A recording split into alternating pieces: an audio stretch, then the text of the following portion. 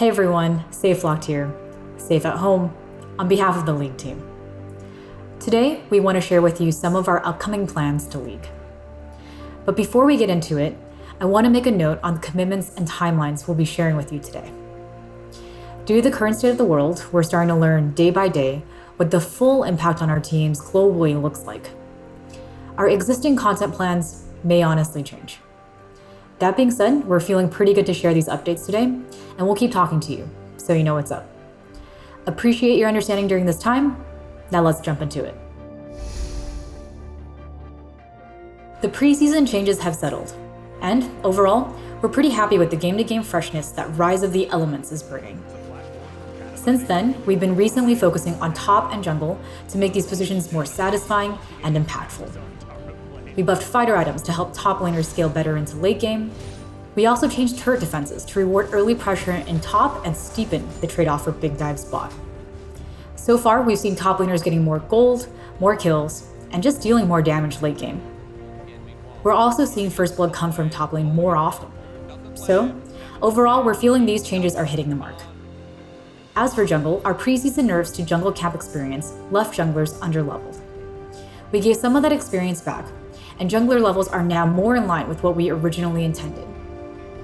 We also spent a few patches helping ease more new and lower tier players into jungle by making some of the most popular champs at these skill levels into viable, though not dominant, junglers. And since then, we've seen the jungle selection rate increase to much healthier numbers for the role. After years of waiting, Clash has finally launched, and your turnout has been more than we could have hoped for. We've broken login records in multiple regions. That said, we're still working to optimize matchmaking, streamline queue times, and stomp out edge case bugs. We're also exploring improvements based on the feedback we've heard so far, so keep letting us know how things are going. We've also been working on improvements to ranked. We shipped autofill and duo parity, dramatically decreasing cases where one team has more autofilled players or pre-made teammates without increasing queue times. We're going to continue making ranked improvements throughout the season, and while it's a ways away, this preseason we'll be addressing long-standing frustrations with the system, like promo series, rank versus MMR clarity, and reward satisfaction. We'll keep you updated as we go, so expect to hear more from us soon. Following our recent update to Fiddlesticks will be the Volibear update coming next month. As a reminder, these two champs won last year's Choose a VGU vote, and we hope they live up to your expectations. After Volibear, we'll be focusing on new champions for the remainder of the year, and that'll include the whimsical new jungler we announced in January and the masked melee carry who refuses to die. We also want to let you know that we're still figuring out exactly what our champion schedule looks like for the rest of 2020. Avoiding health risks is a top priority, and we don't want to endanger the safety of folks like VO actors and external QA partners across the world. This means we have new production constraints to work within, and we're still trying to figure out what the impact will be. If our roadmap changes, there's a chance some of this year's champion releases might end up more condensed than usual, but our goal is still to release all of the champs we have planned.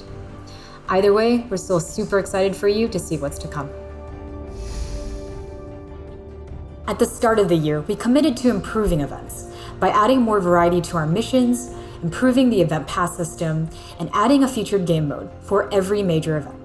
So far, we've seen the return of AR Earth with Mecha Kingdoms, and One for All during the Galaxies event.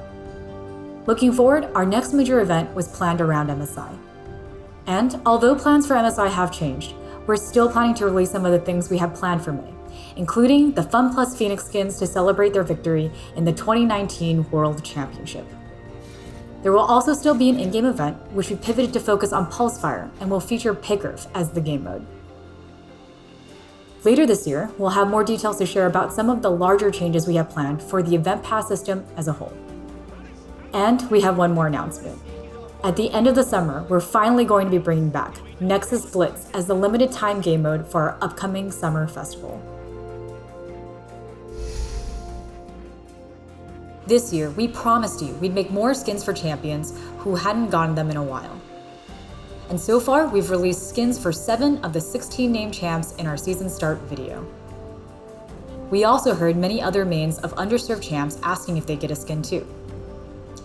The list we gave at season start was not comprehensive, so don't take the absence of your main's name to mean you definitely won't get a skin. Olaf, Zyra, and Renekton weren't on the list, and we hope to surprise you with more as time passes. We hope this year's focus on underserved champs feels good for mains who haven't seen a skin in a while. And since Elderwood Orin and Darkstar Mordekaiser's previews got such good reception last time, we'd like to introduce you to Astronaut Bard and Pool Party Talia. One more thing before I go.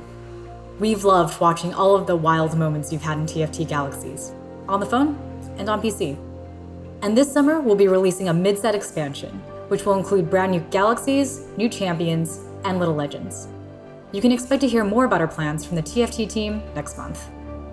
From all of us on League, thank you for playing. Stay safe and take care.